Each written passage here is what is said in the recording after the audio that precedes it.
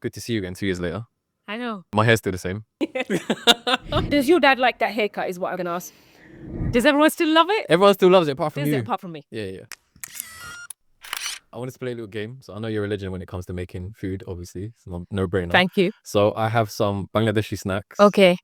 That you might find in every Bengali household. I love Bangladeshi snacks. So I wanted to get your reaction. See if you got any memories with them, or see if you even use them at home. Oh. There goes my iPad. There it was. Right, ready? Shall I hold it? You want it? Shall I hold it? This is nice. Yeah. Do you like it? I do. It's got very that nice. kind of ethnic Moroccan-y kind I of do food. love it. All right. Shall I go? 3, 2, 1. Oh, hello. Yes. Oh my good.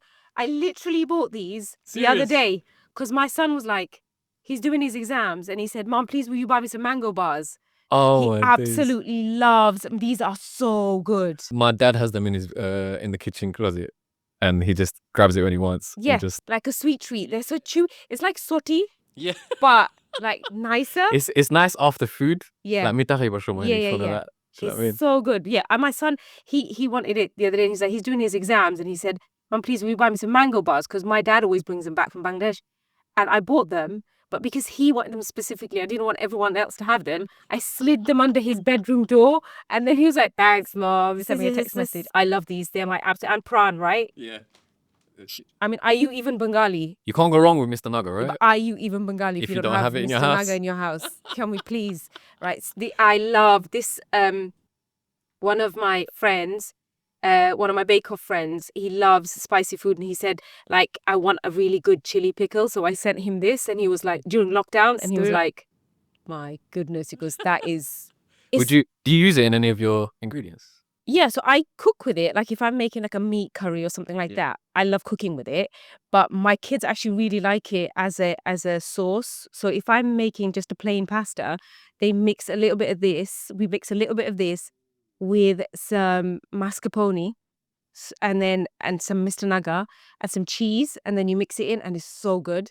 So yeah, that needs to go in the next book. Yeah, classic. Oh my, Mr. Naga, Mike, that is oh my, you could lose a tooth on these. They're not soft. I thought when I first tried them, I thought they were soft, right? I went in there, I was like biting a rock. No, why are they so hard? I don't know. I don't know why they're hard. I can't say I like these.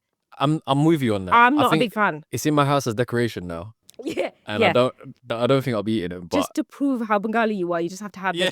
It's just on the shelf in your house. So they always bring them back as well from Bangladesh. Like everyone always brings them back. I'm like, who eats these? What's crazy is that our elders have it. So I don't know why I can't manage to do it. Yeah, no, they're supposed to have loose teeth, right? Yeah, like, I don't know why they can have it. Just chew through it. Yeah, I think this is more nostalgic than anything else. It sits on the shelf. I think it's a nice ornament. But they are quite nice if you like smash them up. Really? So what it is with me, this is the bit where I'm the most Bengali, is that I don't throw anything away. I have to like find a way of using something, even if it's something that nobody likes. Yeah. So whenever Dad brings these back from Bangladesh, we'll get a jar, and then I know no one's gonna just eat them as a snack, so I just smash them up and mix them with some nuts, and then put it on top of like yogurt, so the kids have it for breakfast. It kind of works. I need to come to your house one day, man. You are. You'll be fed, that's for sure. So last time we played a game. Called Test My Slanguage, and the internet loved it, right? They were very happy hearing you speak Bengali. So we're going to play it again. Yeah. I've got 2 slang words, 2 slang phrases for you in Bengali, in Sylheti, and you've got to guess what they are. Okay. And see what they mean. Mm-hmm, go on. And they're also kind of related to food, because obviously we're here with your book. So the first one is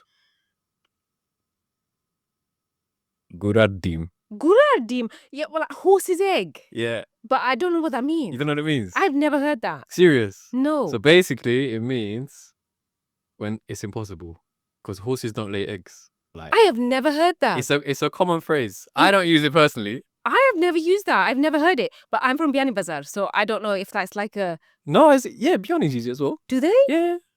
I've never heard it. All right, got another one. This one you should get. Rooza Yes. Yes. What does that mean? Like, fasting's got me. Yeah. Yeah. Fasting's got me. Rooza Yes, that is literally, I don't know about you, but like, you know, the first 7 days, do you find you're constantly saying that? The first 3 days for me in Ramadan, I'm feeling like woozy towards the iftar time. The first like half of the day, I'm like, yeah, I'm on it. Let's fast, let's pray. Yeah. And then I'm just delirious. Yeah, that's when Rooza really say. Yeah, that's like our first 7 days. You're always meeting.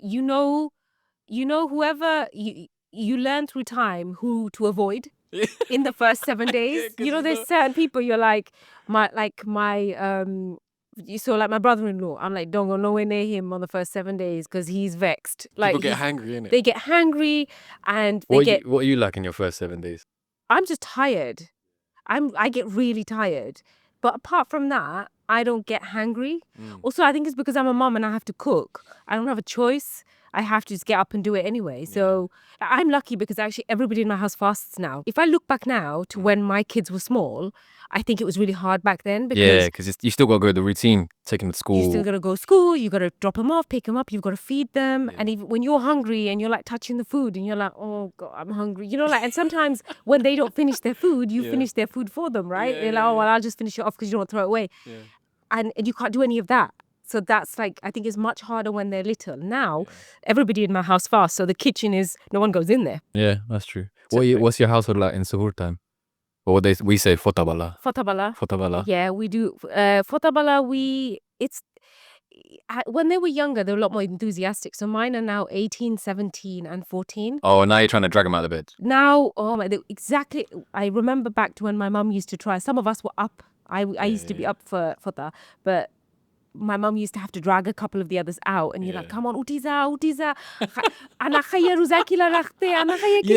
My dad used to bang on my door as soon as suhoor time started, and he'd be pounding at my door for me to get up, and he'd literally try and feed me rice and curry. Yeah. Rice and curry at 3 a.m. in the morning. He would say this crazy thing where curry gives you oxygen. I don't know what he means. I don't know which doctor he spoke to. That's exactly what my parents were like. But Rooza kila rakhbe, feto zolbo. Oshanti lagbo. Mum used to get really stressed out. Now I'm more like, if they don't get up, it's like get up, drink some water, and have a date, whatever. Pray Fajr, go back to bed, whatever. Because eventually they learn that they get really hungry and they have to get up. So through time they learn. But our house is quite. Like sometimes if I'm feeling really nice, sometimes I'll take suhoor up to my bedroom and they all come and congregate in my room so they don't have to travel down another step. That's nice though. That's like a little household tradition of yours. A little bit. We do. So in my bedroom, they've got a little space where they can sit and we can all sit down and eat. And sometimes I do that if I'm feeling very nice. Otherwise, I'm like, get downstairs, come have something to eat. And it's not, we don't do Bat Salom. We don't do Bat Salom. Don't be like my dad. The heartburn after the next day. Or my indigestion all day burping up maspiran. No, thank you. Like that's what we used to have. Maspiran. Oh my God. Mum used to make maspiran. And we would have we lived the same childhood. Yeah, that's maspiran and duddi amdi duddi. Yeah. Yeah. I'm not gonna lie, Amda's son is nice. It is amdi duddi with bath in the morning is delicious. That doesn't give you indigestion, but that's kind of what we used to have in the morning, which my kids will happily have, but we're very much breakfast, toast, porridge. Yeah, no heartburn. No heartburn. That's the goal. Obviously, we're celebrating your book, Rooza, and I love that you called it Rooza because that's just the name that we grew up calling it. Yeah. And obviously, Ramadan isn't just about fasting. It's not just about fasting for food, fasting from water. There's obviously it's like a spiritual factory reset, is what I like to say.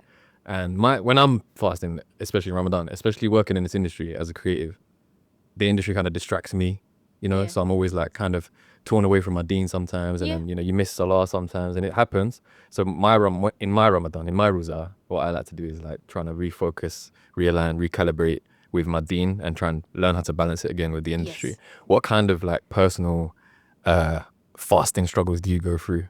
Or like a spiritual struggle? See, like you, again, and I think it doesn't, whether you're a creative in the arts, whatever you're doing in life, 11 months of the year, something's going to distract you, no matter what job you do.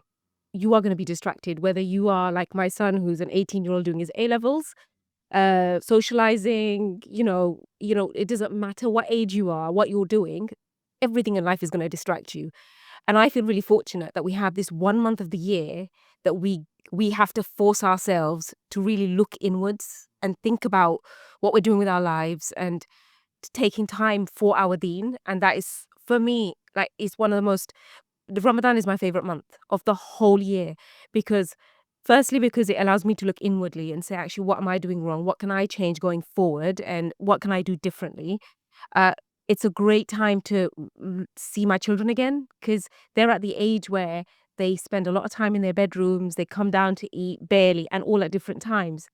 Now, Ramadan is Rooza allows us to, allows me as a mom to see my children, because I know they'll be down at Maghrib time, and everybody knows Maghrib time. Yeah. That's You ask someone what time Maghrib is outside of Ramadan, they don't know. They don't. A lot of people don't know, but during Ramadan, they know down to the millisecond. Right. So, for me, it's a time where I get to see my kids 30 days in a row, and it's not about I don't do iftar dawats. I don't have people come round. I don't do any of that because I don't think that's what it's about. I think it's actually about really refocusing yourself as a family. Don't get me wrong, we do occasionally have people over. Yeah, like dawats and Yeah, occasionally. Only as long as we're all on the same page and we're all praying and we're all doing the same thing, then that's fine. But it's about sharing food as well, and for me, it's spiritually, it's like you said, factory reset. We get so bogged down in the 11 months of the year doing stuff that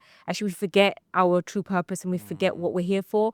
And to be able to celebrate that in some way, especially through a book, is huge for me, because I've written so many books. This book is totally different for me. There's a little bit of my heart in this book, because and to call it Rooza, because I know there are lots of people out there like me, like my nana who came here to this country. If my nana was alive, he would be so proud of this book, because he was racially abused. He was left for dead 3 times when he came to this country, and he believed that despite that we would have a better life here. And today, to see Rooza written on a book being sold all across the country. Can you imagine? Not just my nana, all the nanas out there who sacrificed, or dadas out there who sacrificed for their families, will look at that and think, I know that word. Yeah. And that word's on a book. Wow. And we've done that. I haven't done that. We've done that. That's pretty special. And that's why it's so important to me. Yeah. Wow. Thank you for coming to Nadiya's TED Talk. Sorry. That was a very nice, heartfelt way to end this. I'm so proud that it's called Rooza. Yeah. It could have been called Ramadan. It could have been called anything, the month of fasting, but it's called Rooza. Yeah. And even that, when my family come around, they see that on my shelf, they're instantly going to pick it up. Yeah. So thank you for that. Thank you. Thank you. Oh, thank I'm not going to call you Khala this time, right? No, don't you dare call me Khala. Don't you dare.